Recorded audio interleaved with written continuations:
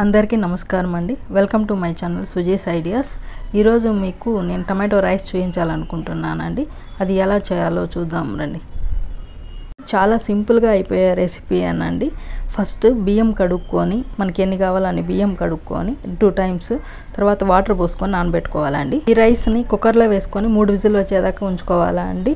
ఇప్పుడు ఏ ఇంగ్రీడియంట్ కావాలో చూద్దామండి. 4 టమాటాలు, 4 పచ్చిమిర్చి, కొత్తిమీర, కరివేపాకు, పుదీనా, అల్లం వెల్లుల్లి, 1 ఆనియన్ అండి. ఇంకా కావాల్సినవి గరం మసాలా, కారము, పసుపు, నెక్స్ట్ మసాలా దినుసులు, జీలకర్ర. ముందుగా స్టవ్ పై కడాయి పెట్టుకొని కావలసినంత ఆయిల్ వేసుకోవాలండి. ఇప్పుడు ఆయిల్ వేడెక్కాక ఆయిల్లో పోపు దినుసులు వేసుకొని వేయించాలి. అవి కాస్త వేగాక ఆనియన్స్ స్లైసెస్ వేసుకోవాలండి. అవి కాస్త వేగాక అల్లం వెల్లుల్లి పచ్చిమిర్చి వేసి వేయించుకోవాలండి. అవి వేగాక 1 హాఫ్ స్పూన్ పసుపు వేసుకొని వేయించుకోవాలండి.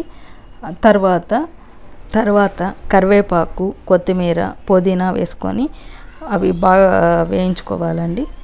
అవి వేగిన తర్వాత అందులో ఇప్పుడు టమాటో ముక్కలు వేసుకొని వేయించుకోవాలండి. టమాటో ముక్కలు కలుపుకుంటూ కాసేపు వేయించాలండి.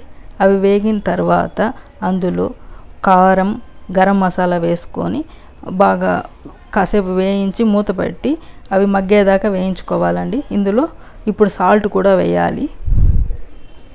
ఆ కర్రీకి సరిపడా సాల్ట్ వేసుకోవాలండి. అవి బాగా వేయించుకొని మూత పెట్టి వేయించుకోవాలండి. అదంతా వేగిపోయిన తర్వాత అంటే టమాటా ముక్కలు మెత్తబడ్డ తర్వాత కాస్త తీసి పక్కన పెట్టుకోవాలండి. అది 2-3 days అయినా బాగుంటుందండి. మనకి ఎప్పుడు కావాలంటే అప్పుడు రైస్లో కలుపుకోవచ్చు. మిగిలిన దాంట్లో ఇప్పుడు మనము రైస్ వేసి కలుపుకోవాలండి.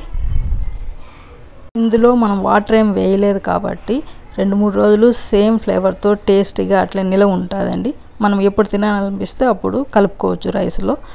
ఇప్పుడు దీనికి సరిపడా రైస్ వేసుకొని మనము కలుపుకుంటే సరిపోతుందండి. ఎంతో టేస్టీ అయినా ఈజీగా క్విక్గా చేసుకొని టొమాటో రైస్ రెడీ అయిపోయిందండి.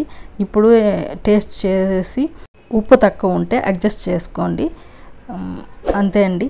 మీరు చేసుకొని ఎంజాయ్ చేస్తారని ఆశిస్తూ మీకు ఈ వీడియో కనుక నచ్చినట్లయితే లైక్ చేయండి, షేర్ చేయండి, సబ్స్క్రైబ్ చేసుకోండి friends. Thank you so much. Me Sujatha BV.